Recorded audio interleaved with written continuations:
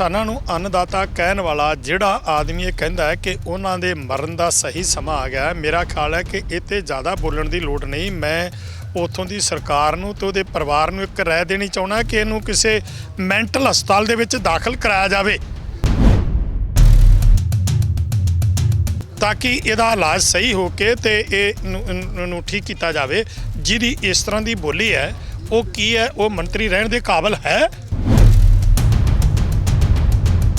एक गल जरूर पिंडां दे विचों आ रही है, साडे किसानां वीरां नूं आ रही है कि ये जिहड़ी करोना है ये कोई महामारी नहीं, तो जे फिर भी सानू करोना नाल मौत आउंदी आ ते सानू कोई इस चीज़ की परवाह नहीं। क्यों नहीं? वो कहंदे ने भी जदों साडीआं जमीनां चले गईआं और ये कारपोरेट घराणिਆਂ को सब कुछ चले गया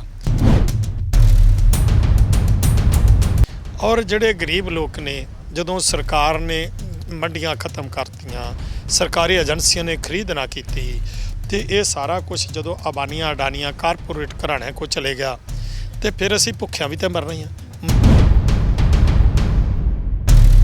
असी एक काढ़े के तौर के उत्ते मतलब कि ऐसे काढ़े लियाते हैं जिहड़े पीण नूं। हुण फ्रिज का पानी नहीं असी पीते, असी जिहड़ा पानी पीने आ वो नॉर्मल पानी पीने आ ते सवेरे असी एक गर्म पानी पीने आ।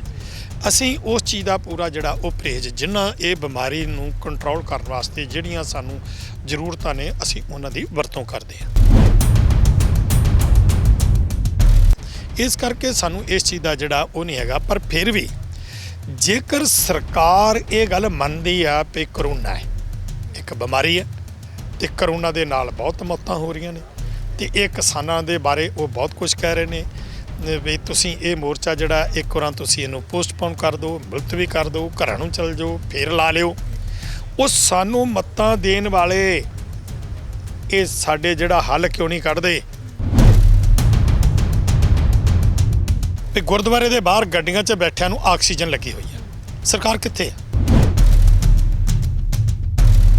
भी हुण पुछो आ जिहड़े सिलेंडर आए ने ये कित्थों फंडिंग आ रही है? ਜਦੋਂ ਤੁਸੀਂ ਮੋਰਚੇ 'ਚ ਤਾਂ ਪੁੱਛਦੇ ਹੋ ਵੀ ਇਹ ਲੰਗਰ ਕਿੱਥੋਂ ਚੱਲ ਰਹੇ ਨੇ, ਇਹ ਤੁਸੀਂ ਆ ਛੱਡ ਕਿਵੇਂ ਲਾਏ ਨੇ, ਤੁਸੀਂ ਆ ਸਟੇਜਾਂ ਕਿਵੇਂ ਲਾ ਰਹੀਆਂ ਨੇ, ਸਾਊਂਡ ਕਿਵੇਂ ਲਾਇਆ ਹੈ, ਤੇ ਇਹ ਦੱਸੋ ਵੀ ਫੰਡਿੰਗ ਤੁਹਾਨੂੰ ਕਿੱਥੋਂ ਆਉਂਦੀ ਆ? ਹੁਣ ਤਾਂ ਨਹੀਂ ਕਿਸੇ ਨੇ ਪੁੱਛਿਆ। ਮੰਨ ਲਓ ਕਿਸੇ ਪਿੰਡ ਦੇ ਵਿੱਚ ਕੋਈ ਇਸ ਤਰ੍ਹਾਂ ਦੀ ਬਿਮਾਰੀ ਆਉਂਦੀ ਆ ਤੇ ਕੀ ਉਸ ਪਿੰਡ ਨੂੰ ਉੱਥੋਂ ਉਠਾ ਦੇਣਗੇ? ਕੋਈ ਨਹੀਂ ਉਠਾ ਸਕਦਾ। ਇਸੇ ਤਰ੍ਹਾਂ ਸਾਡਾ ਪਿੰਡ ਹੈ, ਅਸੀਂ ਇੱਥੋਂ ਉੱਠ ਕੇ ਨਹੀਂ ਇਸ ਤਰ੍ਹਾਂ ਜਾਣ ਵਾਲੇ। ਇਹ ਕਰੋਨਾ ਦੇ ਰੌਲਾ ਪਾਉਣ ਜੋ ਮਰਜ਼ੀ ਕਰਨ, ਕਿਉਂਕਿ ਅਸੀਂ ਇੱਕ ਪਿੰਡ ਵਸਾ ਕੇ ਇੱਥੇ ਬੈਠੇ ਹਾਂ। ਲਾਕਡਾਊਨ ਦਾ ਕੋਈ ਅਸਰ ਨਹੀਂ ਇੱਥੇ, ਕਿਸੇ ਵੀ ਚੀਜ਼ ਦਾ ਕੋਈ ਅਸਰ ਨਹੀਂ ਇੱਥੇ, ਡਾਂਗਾਂ ਦਾ ਅਸਰ ਨਹੀਂ ਇੱਥੇ, ਅਸਰੂ ਗੈਸ ਦਾ ਅਸਰ ਨਹੀਂ ਇੱਥੇ, ਗੋਲੀਆਂ ਦਾ ਵੀ ਅਸਰ ਨਹੀਂ। ਜੋ ਮਰਜ਼ੀ ਕਰੇ ਇੱਥੇ ਸਿਰਫ ਇੱਕੋ ਇੱਕ ਸਾਡੇ ਸਾਹਮਣੇ ਇੱਕੋ ਇੱਕ ਨਿਸ਼ਾਨਾ ਕੀ ਹੈ? ਇਹ ਕਾਨੂੰਨ ਰੱਦ ਕਰੋ। ਕਿਸੇ ਵੀ ਦੇਸ਼ ਦੇ ਨਾਲ ਜੰਗ ਲੱਗ ਜਾਏ, ਜਿਸ ਤਰ੍ਹਾਂ ਪਿੱਛੇ ਵੀ ਰੌਲਾ ਸੀ ਚੀਨ ਦੇ ਨਾਲ, ਚੀਨ ਨਾਲ ਸੀ, ਪਾਕਿਸਤਾਨ ਨਾਲ, ਫਿਰ ਸਾਡੀਆਂ ਫੌਜਾਂ ਜਿਹੜੀਆਂ ਨੇ ਉਹ ਬੈਠੀਆਂ ਰਹਿਣਗੀਆਂ? ਉਹ ਕਹਿਣਗੀਆਂ ਲਾਕਡਾਊਨ ਲੱਗਾ ਹੈ ਤੇ ਨਹੀਂ ਜਾਣਾ? ਕੀ ਗ੍ਰਹਿ ਮੰਤਰੀ, ਪ੍ਰਧਾਨ ਮੰਤਰੀ ਇਹ ਗੱਲ ਕਹਿ ਦੇਣਗੇ ਕਿ ਸਾਡੀ ਆਰਮੀ ਜਿਹੜੀ ਉਹ ਬੈਠੀ ਰਹੂਗੀ? ਇਸ ਕਰਕੇ ਜਿਸ ਤਰ੍ਹਾਂ ਦੇਸ਼ ਦੀ ਰੱਖਿਆ ਦਾ ਸੁਰੱਖਿਆ ਦਾ ਮਸਲਾ ਹੈ, ਉਹਨਾਂ ਫੌਜਾਂ ਨੇ ਜਾਣਾ ਹੀ ਜਾਣਾ ਹੈ। ਉੱਥੇ ਕੋਈ ਲਾਕਡਾਊਨ ਜਾਂ ਕਿਸੇ ਚੀਜ਼ ਦਾ ਮਤਲਬ ਨਹੀਂ। ਇਸੇ ਤਰ੍ਹਾਂ ਅੱਜ ਕਿਸਾਨਾਂ ਦਾ ਜਿਹੜਾ ਇਹ ਅੰਦੋਲਨ ਚੱਲ ਰਿਹਾ, ਇਹ ਸਾਡੀ ਇੱਕ ਆਉਣ ਵਾਲੀਆਂ ਨਸਲਾਂ ਦਾ ਇੱਕ ਉਹਨਾਂ ਦੀ ਅਣਖ ਦਾ ਤੇ ਜੀਵਨ ਦਾ ਉਹਨਾਂ ਦਾ ਸਵਾਲ ਹੈ। ਔਰ ਇਹ ਜਿਹੜਾ ਸੰਘਰਸ਼ ਹੈ ਇਹ ਇਕੱਲੇ ਨਾ ਪੰਜਾਬ ਦਾ ਰਿਹਾ, ਨਾ ਹਰਿਆਣੇ, ਰਾਜਸਥਾਨ ਦਾ, ਪੂਰੇ ਭਾਰਤ ਦਾ, ਤੇ ਕੇਵਲ ਕਿਸਾਨਾਂ ਦਾ ਨਹੀਂ। ਇਹ ਗੁਰੂ ਗ੍ਰੰਥ ਸਾਹਿਬ ਦੇ ਬੇਅਦਬੀ ਕਰਨ ਦੇ ਜਿਹੜੇ ਦੋਸ਼ੀ ਨੇ, ਕਿਉਂਕਿ ਇਲਜ਼ਾਮ ਸਿੱਧਮ ਸਿੱਧਾ ਉਹ ਬਾਦਲ ਪਰਿਵਾਰ ਤੇ ਲੱਗਦਾ। ਔਰ ਮੈਂ ਦੱਸ ਦਿਆਂ ਕਿ ਉਸ ਕੇਸ 'ਚ ਮੈਂ ਵੀ ਹੋਇਆ ਆ। ਜਿਹੜੇ ਅਸਤੀਫੇ ਦੇ ਰਹੇ ਨੇ ਕਾਂਗਰਸ ਵਾਲੇ ਮੰਤਰੀ ਜਿਹੜਾ ਵਰਗੇ, ਉਹਨਾਂ ਨੇ ਵਾਅਦੇ ਕੀਤੇ ਸੀ ਅਸੀਂ ਦੋਸ਼ੀਆਂ ਨੂੰ ਸਜ਼ਾਵਾਂ ਕਿਸੇ ਨੂੰ ਦਿੱਤੀਆਂ ਨਹੀਂ, ਤੇ ਉਹ ਹਾਈ ਕੋਰਟ ਨੇ ਜੋ ਫੈਸਲਾ ਕੀਤਾ ਉਹ ਕੈਪਟਨ ਨੇ ਵੀ ਮੰਨ ਲਿਆ। ਕੈਪਟਨ ਨੇ ਇਹ ਗੱਲ ਕਹਿਤੀ ਆ ਕਿ ਦੁਬਾਰਾ ਅਸੀਂ ਜਿਹੜੀ ਆ ਇਹ ਸਿੱਟ ਫੇਰ ਬਣਾਵਾਂਗੇ। ਉਹ ਪਹਿਲੀ ਸਿੱਟ ਦਾ ਕੀ ਕੀਤਾ ਤੁਸੀਂ? क्योंकि मैं जिथे किसान है मैं उत्थे ਇੱਕ ਸਿੱਖ ਵੀ ਹਾਂ ਔਰ ਮੈਂ ਗੁਰੂ ਗ੍ਰੰਥ ਸਾਹਿਬ ਨੂੰ ਗੁਰੂ ਮੰਨਣ ਵਾਲਾ ਔਰ ਗੁਰੂ ਗ੍ਰੰਥ ਸਾਹਿਬ ਦੀ ਬੇਅਦਬੀ ਹੋਈ ਆ। ਇਸ ਕਰਕੇ ਚਾਹੇ ਮੁਸਲਮਾਨ ਹੈ, ਚਾਹੇ ਹਿੰਦੂ ਹੈ, ਚਾਹੇ ਕੋਈ ਕਿਸੇ ਵੀ ਧਰਮ ਦੇ ਨਾਲ ਸੰਬੰਧਿਤ ਹੈ, ਸਿੱਖਾਂ ਦੇ ਹਿਰਦੇ ਤੇ ਬਲੁੰਦਰੇ ਹੀ ਜਾਣੇ ਸੀ। ਦੂਸਰੇ ਧਰਮਾਂ ਦੇ ਲੋਕਾਂ ਦੇ ਵੀ ਜਿਹੜੇ ਸੱਚੇ ਲੋਕ ਨੇ ਉਹਨਾਂ ਸਭ ਦੇ ਹਿਰਦੇ ਜਿਹੜੇ ਆ ਉਹ ਬਲੁੰਦਰੇ ਗਏ ਆ ਇਸ ਕੇਸ ਦੇ ਨਾਲ। ਇਹ ਬਾਦਲਾਂ ਨੂੰ ਮਤਲਬ ਕਿ ਆਉਣ ਵਾਲੇ ਸਮੇਂ 'ਚ ਇਹ ਕੈਪਟਨ ਦੀ ਤੇ ਇਹਨਾਂ ਸਾਰਿਆਂ ਦੀ ਇੱਕ ਮਿਲੀ ਭੁਗਤ ਸੀ ਜਿਹਦੇ ਕਾਰਨ ਇਹ ਸਭ ਕੁਝ ਹੋਇਆ। ਇਹ ਆਉਣ ਵਾਲਾ ਸਮਾਂ ਇਹਨਾਂ ਨੂੰ ਜਿਹੜਾ ਉਹ ਲੋਕ ਇਹਨਾਂ ਤੋਂ ਜਵਾਬ ਜਿਹੜਾ ਉਹ ਮੰਗਣਗੇ। ਸਤਿ ਸ਼੍ਰੀ ਅਕਾਲ, ਤੁਸੀਂ ਦੇਖ ਰਹੇ ਹੋ ਵਿਜ਼ਨ ਪੰਜਾਬ ਟੀਵੀ ਤੇ ਮੈਂ ਹਾਂ ਤੁਹਾਡੇ ਨਾਲ ਅਨੂ ਖੋੜਾ। ਸਿੰਘੂ ਬਾਰਡਰ ਦੇ ਉੱਤੇ ਇਸ ਵੇਲੇ ਮੌਜੂਦ ਹਾਂ। ਕਈ ਇਹੋ ਜਿਹੇ ਮਸਲੇ ਨੇ, ਕਈ ਇਹੋ ਜਿਹੇ ਬਿਆਨ ਬਾਹਰ ਆਏ ਨੇ, ਕਈ ਕਰੋਨਾ ਨੂੰ ਲੈ ਕੇ ਵੀ ਬਹੁਤ ਸਾਰੀਆਂ ਗੱਲਾਂ ਨੇ। ਉਹ ਸਾਰੀਆਂ ਗੱਲਾਂ ਜਿਹੜੀਆਂ ਨੇ ਕਲੀਅਰ ਕਰਨਾ ਬੜੀਆਂ ਜ਼ਰੂਰੀ ਨੇ। ਕੀ ਅੱਗੇ ਦੀਆਂ ਰਣਨੀਤੀਆਂ ਨੇ ਉਹ ਜਾਣਨਾ ਬੜੀਆਂ ਜ਼ਰੂਰੀ ਨੇ, ਕਿਉਂਕਿ ਹੁਣ ਗੱਲਾਂ ਇਹ ਹੋਣ ਲੱਗ ਗਈਆਂ ਸਿੰਘੂ ਬਾਰਡਰ ਦੇ ਉੱਤੇ ਹੁਣ ਇਕੱਠ ਘਟਣਾ ਸ਼ੁਰੂ ਹੋ ਗਿਆ, ਲੋਕੀ ਘਰਾਂ ਨੂੰ ਪਰਤਣੇ ਸ਼ੁਰੂ ਹੋ ਗਏ ਤੇ ਇੱਥੋਂ ਦੀ ਖਾਲੀਆਂ ਜਿਹੜੀਆਂ ਜਗ੍ਹਾਵਾਂ ਨੇ ਉਹ ਦਿਖਾਉਣੀਆਂ ਸ਼ੁਰੂ ਕਰਤੀਆਂ। ਪਰ ਸਭ ਤੋਂ ਪਹਿਲਾਂ ਬਲਦੇਵ ਸਿੰਘ ਸਿਰਸਾ ਜੀ ਸਾਡੇ ਨਾਲ ਮੌਜੂਦ ਨੇ, ਉਹਨਾਂ ਦਾ ਸਵਾਗਤ ਕਰਾਂਗੇ। ਸਤਿ ਸ਼੍ਰੀ ਅਕਾਲ ਜੀ। ਸਤਿ ਸ਼੍ਰੀ ਅਕਾਲ ਬੇਟਾ, ਧੰਨਵਾਦ। ਸਭ ਤੋਂ ਪਹਿਲਾਂ ਜਿਹੜਾ ਬਿਆਨ ਇਸ ਵੇਲੇ ਆਉਂਦਾ ਹੈ, ਪਹਿਲਾਂ ਵੀ ਜਿਹੜੀ ਸਰਕਾਰ ਹੈ ਉਹ ਪੁੱਠੇ ਸਿੱਧੇ ਬਿਆਨਾਂ ਕਰਕੇ ਜਾਣੀ ਜਾਂਦੀ ਹੈ। ਹੁਣ ਕਰਨਾਟਕਾ ਦੇ ਖੁਰਾਕ ਮੰਤਰੀ ਨੇ ਜਿਹੜੇ ਉਹਨਾਂ ਦਾ ਬਿਆਨ ਆਇਆ, it's good time for farmers to die, ਕਿਸਾਨਾਂ ਦੇ ਮਰਨ ਦਾ ਇਹ ਸਹੀ ਸਮਾਂ। ਇਹ ਜਿਹੜਾ ਬਿਆਨ ਆਉਂਦਾ ਇਹਨੂੰ ਕਿਵੇਂ ਦੇਖਦੇ ਹੋ? ਕਿਉਂਕਿ ਜਦੋਂ ਕਿਸਾਨਾਂ ਬਾਰੇ ਪੁੱਛਿਆ ਗਿਆ, ਉਹਨਾਂ ਤੋਂ ਵੰਡ ਪ੍ਰਣਾਲੀ ਬਾਰੇ ਉਹਨਾਂ ਤੋਂ ਪੁੱਛਿਆ ਗਿਆ, ਉਦੋਂ ਇਹ ਬਿਆਨ ਉਹਨਾਂ ਨੇ ਦਿੱਤਾ। ਮੈਂ ਇਹ ਗੱਲ ਕਹਾਂਗਾ ਉਸ ਤੇ ਜ਼ਿਆਦਾ ਕਹਿਣ ਦੀ ਲੋੜ ਨਹੀਂ। ਜਿਹੜੇ ਇੰਨੀ ਕੁ ਸੋਚ ਦੇ ਮਾਲਕ ਨੇ, ਇੱਕ ਪਾਸੇ ਤਾਂ ਕਿਸਾਨ ਨੂੰ ਅੰਨਦਾਤਾ ਕਿਹਾ ਜਾਂਦਾ ਹੈ ਔਰ ਦੇਸ਼ ਦੀ ਰੀੜ੍ਹ ਦੀ ਹੱਡੀ ਮੰਨੀ ਜਾਂਦੇ ਆ, ਕਿਉਂਕਿ ਭਾਰਤ ਜਿਹੜਾ ਹੈ ਇਹ ਕਿਸਾਨੀ ਤੇ ਹੀ ਨਿਰਭਰ ਹੈ। ਭਾਰਤ ਦੇਸ਼ ਦਾ ਜਿਹੜਾ ਸਭ ਤੋਂ ਵੱਡੇ ਸੋਮੇ ਨੇ ਕਮਾਈ ਦੇ ਉਹ ਕਿਸਾਨੀ ਹੈ ਔਰ ਕਿਸਾਨਾਂ ਨੂੰ ਅੰਨਦਾਤਾ ਕਹਿਣ ਵਾਲਾ ਜਿਹੜਾ ਆਦਮੀ ਇਹ ਕਹਿੰਦਾ ਹੈ ਕਿ ਉਹਨਾਂ ਦੇ ਮਰਨ ਦਾ ਸਹੀ ਸਮਾਂ ਆ ਗਿਆ, ਮੇਰਾ ਖਿਆਲ ਹੈ ਕਿ ਇਹ 'ਤੇ ਜ਼ਿਆਦਾ ਬੋਲਣ ਦੀ ਲੋੜ ਨਹੀਂ। ਮੈਂ ਉੱਥੋਂ ਦੀ ਸਰਕਾਰ ਨੂੰ ਤੇ ਉਹਦੇ ਪਰਿਵਾਰ ਨੂੰ ਇੱਕ ਰਾਏ ਦੇਣੀ ਚਾਹੁੰਦਾ ਕਿ ਇਹਨੂੰ ਕਿਸੇ ਮੈਂਟਲ ਹਸਪਤਾਲ ਦੇ ਵਿੱਚ ਦਾਖਲ ਕਰਾਇਆ ਜਾਵੇ ਤਾਂ ਕਿ ਇਹਦਾ ਇਲਾਜ ਸਹੀ ਹੋ ਕੇ ਤੇ ਇਹਨੂੰ ਠੀਕ ਕੀਤਾ ਜਾਵੇ। ਜਿਹਦੀ ਇਸ ਤਰ੍ਹਾਂ ਦੀ ਬੋਲੀ ਹੈ ਉਹ ਕੀ ਹੈ, ਉਹ ਮੰਤਰੀ ਰਹਿਣ ਦੇ ਕਾਬਿਲ ਹੈ ਜਾਂ ਮੰਤਰੀ ਕਹਾਉਣ ਦਾ ਹੱਕਦਾਰ ਹੈ? ਉਹ ਇਸ ਕੁਰਸੀ ਦੇ ਕਾਬਿਲ ਨਹੀਂ। ਇਸ ਕਰਕੇ ਮੈਂ ਇਹੀ ਕਹਾਂਗਾ ਕਿ ਉਹਨੂੰ ਜਿਹੜਾ ਮੈਂਟਲ ਹਸਪਤਾਲ 'ਚ ਦਾਖਲ ਕਰਾਉਣਾ ਚਾਹੀਦਾ। ਇਸ ਤੋਂ ਬਾਅਦ ਮੈਂ ਉਹਦੇ ਬਾਰੇ ਕੁਝ ਨਹੀਂ ਕਹਾਂਗਾ। ਇਸ ਵੇਲੇ ਕਰੋਨਾ ਦਾ ਜਿਹੜਾ ਡਰ ਹੈ ਸਭ ਤੋਂ ਜ਼ਿਆਦਾ ਕੀਤਾ ਹੋਇਆ ਹੈ ਵੀ ਕਰੋਨਾ ਵਾਇਰਸ ਬਹੁਤ ਜ਼ਿਆਦਾ ਇਸ ਵੇਲੇ ਖਤਰਨਾਕ ਹੋਇਆ। ਦਿੱਲੀ ਦੇ ਵਿੱਚ ਤੁਸੀਂ ਦੇਖੀਏ ਕਿ ਸਿਚੁਏਸ਼ਨ ਬਣੀ ਹੋਈ ਹੈ। ਆਕਸੀਜਨ ਸਿਲੰਡਰ ਜਿਹੜੇ ਨੇ ਉਹ ਨਹੀਂ ਮਿਲ ਪਾ ਰਹੇ ਨੇ। ਦੂਸਰੇ ਪਾਸੇ ਕੇਸਿਸ ਜਿਹੜੇ ਨੇ ਕਹਿੰਦੇ ਲਗਾਤਾਰ ਵੱਧਦੇ ਜਾ ਰਹੇ ਨੇ। ਪਰ ਜਦੋਂ ਸੰਯੁਕਤ ਕਿਸਾਨ ਏਕਤਾ ਮੋਰਚਾ ਦੀ ਗੱਲ ਕਰਦੇ ਆ ਜਾਂ ਇੱਥੇ ਬੈਠੇ ਲੋਕਾਂ ਦੀ ਗੱਲ ਕਰਦੇ ਤਾਂ ਇਹੀ ਕਹਿੰਦੇ ਨਜ਼ਰ ਆਉਂਦੇ ਨੇ ਵੀ ਕਰੋਨਾ ਵਾਇਰਸ ਤਾਂ ਸਾਡੇ ਨੇੜੇ ਵੀ ਨਹੀਂ ਲੱਗ ਸਕਦਾ, ਕਰੋਨਾ ਵਾਇਰਸ ਸਾਡਾ ਕੁਝ ਨਹੀਂ ਵਿਗਾੜ ਸਕਦਾ। ਇਹ ਚੀਜ਼ਾਂ ਕਹਿੰਦੇ ਨੇ। ਕਿਵੇਂ ਦੇਖਦੇ ਹੋ ਇਸ ਸਥਿਤੀ ਨੂੰ? ਕਿਉਂਕਿ ਸਰਕਾਰ ਤੇ ਵੀ ਸਵਾਲੀਆ ਚਿੰਨ੍ਹ ਉੱਠਦੇ ਰਹੇ ਨੇ ਕਿ ਉਹ ਕਈ ਵਾਰ ਜਿਹੜੀ ਮੌਤਾਂ ਦਾ ਆંકੜਾ ਉਹ ਗਲਤ ਦੱਸਦੇ ਨੇ ਜਾਂ ਜਿਹੜੇ ਕੇਸ ਆ ਰਹੇ ਨੇ ਉਹ ਗਲਤ ਦੱਸਦੇ ਨੇ। ਬਹੁਤ ਸਾਰੀਆਂ ਜਿਹੜੇ ਅਫਵਾਹਾਂ ਵੀ ਨੇ ਉਹ ਵੀ ਉੜਦੀਆਂ ਨੇ। ਕਿਵੇਂ ਦੇਖਦੇ ਹੋ ਤੁਸੀਂ? ਕਿਵੇਂ ਦੇਖਦੇ ਹੋ? ਦੇਖੋ ਬੀਬਾ ਜੀ, ਗੱਲ ਇਹ ਹੈ ਕਿ ਇਹ ਠੀਕ ਹੈ ਕਿ ਕਰੋਨਾ ਦੀ ਬਿਮਾਰੀ ਤੇ ਹੈ, ਲੇਕਿਨ ਕਰੋਨਾ ਹੈ ਕੀ ਹੈ? ਇਹ ਕੋਈ ਮਹਾਮਾਰੀ ਬਿਮਾਰੀ ਨਹੀਂ। ਇਹ ਜਿਸ ਤਰ੍ਹਾਂ ਅੱਜ ਹੋ ਰਿਹਾ ਹੈ ਕਿ ਨਮੂਨੀਆ ਹੋ ਜਾਣਾ, ਛਾਤੀ ਰੁਕ ਜਾਣੀ, ਇਹ ਆਮ ਪਹਿਲਾਂ ਵੀ ਇਸ ਤਰ੍ਹਾਂ ਹੁੰਦਾ ਸੀ। ਉਦੋਂ ਇਸ ਤਰ੍ਹਾਂ ਨਹੀਂ ਸੀ ਲਿਆ ਜਾਂਦਾ। ਇਹ ਕੋਈ ਛੂਤ ਦੀ ਬਿਮਾਰੀ ਨਹੀਂ। ਹਾਂ, ਇੰਨਾ ਕੁ ਜ਼ਰੂਰ ਹੈ ਕਿ ਇਹ ਗੱਲ ਕਹੀ ਜਾਂਦੀ ਹੈ ਕਿ ਇੱਕ ਦੂਸਰੇ ਤੋਂ ਦੂਰੀ ਬਣਾ ਕੇ ਰੱਖਣੀ, ਸਾਹ ਤੋਂ ਬਣਾਉਣਾ। ਇਹ ਆਮ ਤੌਰ 'ਤੇ ਅਸੀਂ ਛੋਟੇ ਛੋਟੇ ਹੁੰਦੇ ਹਾਂ, ਜੇ ਕਿਸੇ ਨੂੰ ਘਰ 'ਚ ਜ਼ੁਕਾਮ ਲੱਗ ਜਾਣਾ ਤੇ ਮਾਂ ਨੇ, ਪਿਤਾ ਨੇ ਕਹਿਣਾ ਕਿ ਤੁਸੀਂ ਥੋੜ੍ਹਾ ਜਿਹਾ ਇੱਥੋਂ ਦੂਰ ਰਹੋ ਭਾਈ, ਇਹਦੀ ਜਿਹੜਾ ਸੋ ਅਸੀਂ ਇਹ ਗੱਲ ਮੰਨਦੇ ਹਾਂ ਕਿ ਇਸ ਤਰ੍ਹਾਂ ਦੀਆਂ ਬਿਮਾਰੀਆਂ ਜਿਹੜੀਆਂ ਹੁੰਦੀਆਂ ਨੇ ਆਮ ਹੁੰਦੀਆਂ ਨੇ। ਲੇਕਿਨ ਇੱਕ ਗੱਲ ਸਾਨੂੰ ਜਿਹੜੇ ਸਾਡੇ ਕਿਸਾਨ ਵੀਰ ਨੇ ਉਹ ਅੱਜ ਤੱਕ ਉਹ ਕਹਿੰਦੇ ਨੇ, ਤੁਸੀਂ ਇੱਕ ਗੱਲ ਵੇਖੋ ਕਿ ਅਸੀਂ 7 ਮਹੀਨਿਆਂ ਤੋਂ ਲਗਾਤਾਰ 5 ਮਹੀਨਿਆਂ ਤੋਂ ਉੱਤੇ ਹੋ ਗਏ ਦਿਨ, ਇੱਥੇ ਅੱਜ ਕਿੰਨੇ ਦਿਨ ਉੱਤੇ ਹੋ ਗਏ ਨੇ, ਠੀਕ ਹੈ। ਔਰ ਉਸ ਤੋਂ ਪਹਿਲਾਂ 2 ਮਹੀਨੇ ਅਸੀਂ ਰੇਲਵੇ ਟਰੈਕਾਂ 'ਤੇ ਪੰਜਾਬ 'ਚ ਬੈਠੇ ਰਹੇ। ਅੱਜ ਤੱਕ ਸਾਡੇ ਕਿਸੇ ਵੀ ਕਿਸਾਨ ਨੂੰ ਇਹ ਅਸੀਂ ਹੰਕਾਰ ਨਹੀਂ ਕਰਦੇ, ਇਹ ਗੁਰੂ 'ਤੇ ਭਰੋਸਾ ਕਰਦੇ ਹਾਂ। ਗੁਰੂ ਕਿਸ 'ਤੇ ਭਰੋਸਾ ਕਰਦੇ ਹਾਂ? ਜਿਹਦਾ ਸਵੇਰੇ 400 ਸਾਲਾ ਅਸੀਂ ਆਗਮਨ ਪੁਰਬ ਮਨਾ ਰਹੇ ਹਾਂ, ਸ਼ਤਾਬਦੀ ਮਨਾ ਰਹੇ ਹਾਂ 400 ਸਾਲਾ। ਸ੍ਰੀ ਗੁਰੂ ਤੇਗ ਬਹਾਦਰ ਉਹ ਗੁਰੂ, ਵੈਸੇ ਤਾਂ 10 ਗੁਰੂ ਨਾਨਕ ਪਾਤਸ਼ਾਹ ਤੋਂ ਲੈ ਕੇ 10 ਗੁਰੂ ਸਾਹਿਬਾਨਾਂ ਨੇ ਮਤਲਬ ਕਿ ਉਹਨਾਂ ਨੇ ਕੋਈ ਵਿਸ਼ੇਸ਼ ਸਿੱਖ ਧਰਮ ਦੇ ਨਹੀਂ, ਉਹ ਪੂਰੀ ਮਾਨਵਤਾ ਦੇ ਗੁਰੂ।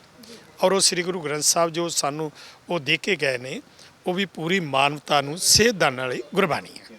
ਔਰ ਉਹਨਾਂ ਦੇ ਉੱਤੇ ਅਸੀਂ ਭਰੋਸਾ ਰੱਖਦੇ ਹੋਏ ਓਟ ਆਸਰੇ ਇਹਨਾਂ ਦੀ ਕਿਰਪਾ ਨਾਲ ਅਸੀਂ ਜਿਹੜਾ ਹੈ ਉਹ ਅੱਜ ਇਹ ਗੱਲ ਕਹਿ ਸਕਦੇ ਹਾਂ ਕਿ ਸਾਡਾ ਅਜੇ ਤੱਕ ਕੋਈ ਕਰੋਨਾ ਦਾ ਮਰੀਜ਼ ਜਿਹੜਾ ਹੈ ਸਾਡੇ ਪੂਰੇ ਕਿਸੇ ਵੀ ਬਾਰਡਰ ਦੇ ਉੱਤੇ ਅਜੇ ਤੱਕ ਕਿਸੇ ਨੂੰ ਕਰੋਨਾ ਨਹੀਂ ਹੋਇਆ। ਪਰ ਉਹ ਤਾਂ ਇਹ ਗੱਲਾਂ ਕਹਿੰਦੇ ਨੇ ਜਦੋਂ ਤੁਸੀਂ ਟੈਸਟ ਹੀ ਨਹੀਂ ਕਰਾਏ ਤਾਂ ਤੁਹਾਨੂੰ ਕਿਵੇਂ ਪਤਾ ਵੀ ਕਰੋਨਾ ਨਹੀਂ ਹੋਇਆ ਤੁਹਾਨੂੰ? ਜਦੋਂ ਸਾਨੂੰ ਕਿਸੇ ਨੂੰ ਕੋਈ ਲੱਛਣ ਹੀ ਨਹੀਂ, ਕਿਸੇ ਨੂੰ ਬੁਖਾਰ ਨਹੀਂ ਚੜਿਆ, ਕਿਸੇ ਨੂੰ ਖਾਂਸੀ ਨਹੀਂ, ਕਿਸੇ ਦੀ ਛਾਤੀ ਨਹੀਂ ਰੁਕੀ, ਕਿਸੇ ਨੂੰ ਕੋਈ ਇਸ ਤਰ੍ਹਾਂ ਦਾ ਜਿਹੜਾ ਨਹੀਂ ਹੋਇਆ। ਇੱਕਾ ਦੁੱਕਾ ਬਿਮਾਰ ਹੋਣਾ ਤੇ ਪਹਿਲਾਂ ਹੀ ਬਿਮਾਰੀਆਂ ਨੇ। ਇੱਥੇ ਸਾਡੇ ਮੈਡੀਕਲ ਕੈਂਪ ਲੱਗੇ ਹੋਏ ਨੇ, ਲੋਕ ਦਵਾਈਆਂ ਦੇ ਰਹੇ ਨੇ, ਲੇਕਿਨ ਜੇ ਇਹ ਗੱਲ ਮੈਂ ਕਹਿ ਸਕਦਾ ਕਿ ਅਜੇ ਤੱਕ ਨਹੀਂ। ਪਰ ਅਸੀਂ ਇਹ ਵੀ ਗੱਲ ਕਹੀ ਹੈ ਕਿ ਜੇ ਕਿਸੇ ਨੇ ਭਾਈ ਜੇ ਕੋਈ ਕਰੋਨਾ ਵੀ ਹੋਵੇ, ਅਸੀਂ ਕਿਸੇ ਨੂੰ ਜ਼ਬਰਦਸਤੀ ਨਹੀਂ ਰੋਕਿਆ ਵੀ ਤੁਸੀਂ ਕਰੋਨਾ ਟੈਸਟਿੰਗ ਕਰਾਉਣਾ, ਔਰ ਵੀ ਜੇ ਕਿਸੇ ਨੇ ਕਰਾਉਣਾ ਵੀ ਆ। ਪਰ ਇੱਕ ਗੱਲ ਜ਼ਰੂਰ ਪਿੰਡਾਂ ਦੇ ਵਿੱਚੋਂ ਆ ਰਹੀ ਆ, ਸਾਡੇ ਕਿਸਾਨਾਂ ਵੀਰਾਂ ਨੂੰ ਆ ਰਹੀ ਆ ਕਿ ਇਹ ਜਿਹੜੀ ਕਰੋਨਾ ਹੈ ਇਹ ਕੋਈ ਮਹਾਂਮਾਰੀ ਨਹੀਂ। ਤੇ ਜੇ ਫੇਰ ਵੀ ਸਾਨੂੰ ਕਰੋਨਾ ਨਾਲ ਮੌਤ ਆਉਂਦੀ ਆ ਤੇ ਸਾਨੂੰ ਕੋਈ ਇਸ ਚੀਜ਼ ਦੀ ਪਰਵਾਹ ਨਹੀਂ। ਕਿਉਂ ਨਹੀਂ?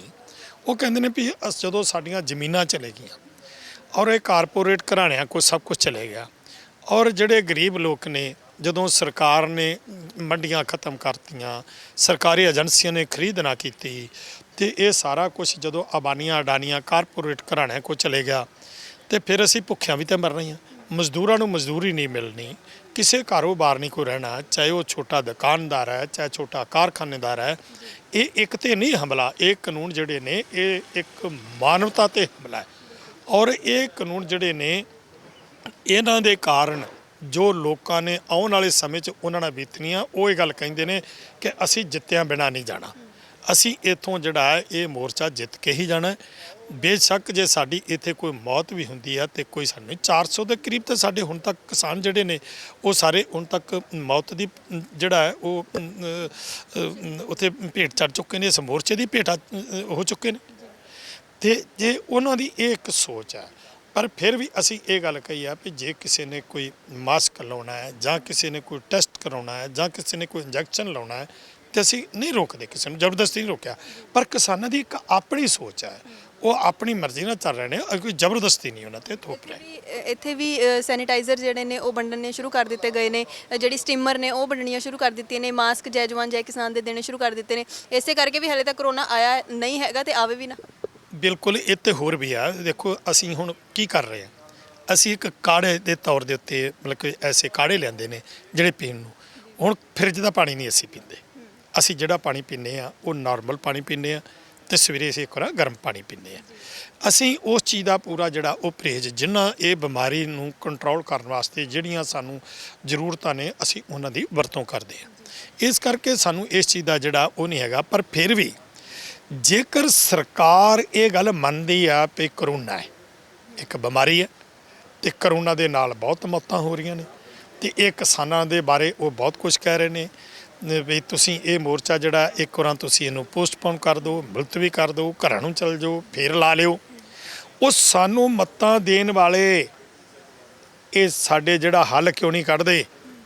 ਇੱਕ ਦਿਨ ਦੀ ਜਿਹੜੀ ਆ ਉਹ ਬੈਠ ਕੇ ਗੱਲਬਾਤ ਹੋ ਕੇ 5 ਮਿੰਟਾਂ ਦਾ ਸਰਕਾਰ ਵਾਸਤੇ ਕੰਮ ਨਹੀਂ ਵੀ ਆਹ ਲਓ ਭਾਈ, ਅਸੀਂ ਇਸ ਟਾਈਮ ਤੇ ਮਨੁੱਖਤਾ ਜਿਹੜੀ ਆ ਉਹ ਮੌਤ ਦੇ ਮੂੰਹ 'ਚ ਜਾ ਰਹੀ ਹੈ ਤੇ ਜੇ ਉਹਨਾਂ ਨੂੰ ਮੌਤਾਂ ਤੋਂ ਇੰਨਾ ਹੀ ਖਤਰਾ ਹੈ ਵੀ ਕਿਸਾਨਾਂ ਦਾ ਕੋਈ ਨੁਕਸਾਨ ਨਾ ਹੋਵੇ ਤੇ ਕਿਸਾਨਾਂ ਦੀਆਂ ਮੰਗਾਂ ਪ੍ਰਵਾਨ ਕਰ ਲੈਣ। ਕਿਸਾਨ ਇਸ ਕਰਕੇ ਜਿਹੜੇ ਬੈਠੇ ਨੇ ਵੀ ਅਸੀਂ ਭੁੱਖਿਆਂ ਜੋ ਕੱਲ੍ਹ ਨੂੰ ਮਰਨਾ ਹੈ, ਜ਼ਮੀਨਾਂ ਖੁਆ ਕੇ ਮਰਨਾ ਹੈ ਤੇ ਉਹਦੇ ਨਾਲੋਂ ਤਾਂ ਚੰਗਾ ਆ ਕਿ ਅਸੀਂ ਇੱਥੇ ਮਰ ਜਾਂ, ਕਿਸੇ ਲੇਖੇ ਤਾਂ ਲੱਗਾਂਗੇ। ਦੁਨੀਆ ਤੇ ਵੇਖੂਗੀ ਨਾ ਵੀ ਇਹ ਜਿਹੜੀ ਸਰਕਾਰ ਆਪਣੇ ਆਪ ਨੂੰ ਲੋਕ ਹਤੈਸ਼ੀ ਕਹਿੰਦੀ ਆ। ਅੱਛਾ ਇਹ ਦੱਸੋ ਵੀ ਆ ਜਿਹੜੇ ਦਿੱਲੀ ਦੇ ਵਿੱਚ ਹਸਪਤਾਲਾਂ ਦੇ ਵਿੱਚ ਆਕਸੀਜਨ ਨਹੀਂ ਮਿਲ ਰਹੀ ਔਰ ਇੱਕ ਗੁਰਦੁਆਰੇ ਦੇ ਵਿੱਚੋਂ ਆਕਸੀਜਨ ਜਿਹੜੀ ਆ ਆਕਸੀਜਨ ਮਿਲ ਰਹੀ ਆ ਔਰ ਉੱਥੇ ਉਹਨਾਂ ਕੋਲੇ ਜਾਂਦੇ ਨਹੀਂ ਤੇ ਉਹ ਗੱਡੀਆਂ 'ਚ ਹੀ ਬਾਹਰ ਬੈਠੇ, ਤੁਸੀਂ ਵੀਡੀਓ ਵੇਖੀਆਂ ਹੋਣਗੀਆਂ ਗਾਜ਼ੀਆਬਾਦ ਦੀਆਂ, ਵੀ ਗੁਰਦੁਆਰੇ ਦੇ ਬਾਹਰ ਗੱਡੀਆਂ 'ਚ ਬੈਠਿਆਂ ਨੂੰ ਆਕਸੀਜਨ ਲੱਗੀ ਹੋਈ ਆ। ਸਰਕਾਰ ਕਿੱਥੇ ਆ? ਮੈਂ ਪੁੱਛਣਾ ਚਾਹੁੰਦਾ ਉਹਨਾਂ ਕੋਲੋਂ ਤੁਹਾਡੇ ਰਾਹੀਂ ਕਿ ਸਰਕਾਰ ਕਿੱਥੇ ਆ? ਉਹ ਲੋਕ ਕਿਹਦੇ ਬੁਝਾਏ ਨੇ? ਉਹ ਜਿਹੜੇ ਗੱਡੀਆਂ 'ਚ ਵਿਚਾਰੇ ਤੁਰੇ ਫਿਰਦੇ ਨੇ, ਗੱਡੀ ਦੇ ਵਿੱਚ ਹੀ ਬੈਠੇ ਉਹ ਸੜਕ ਦੇ ਉੱਤੇ ਆਕਸੀਜਨ ਲਵਾ ਰਹੇ ਨੇ, ਕਿ ਉਹ ਸਰਕਾਰ ਦੀ ਜ਼ਿੰਮੇਵਾਰੀ ਨਹੀਂ?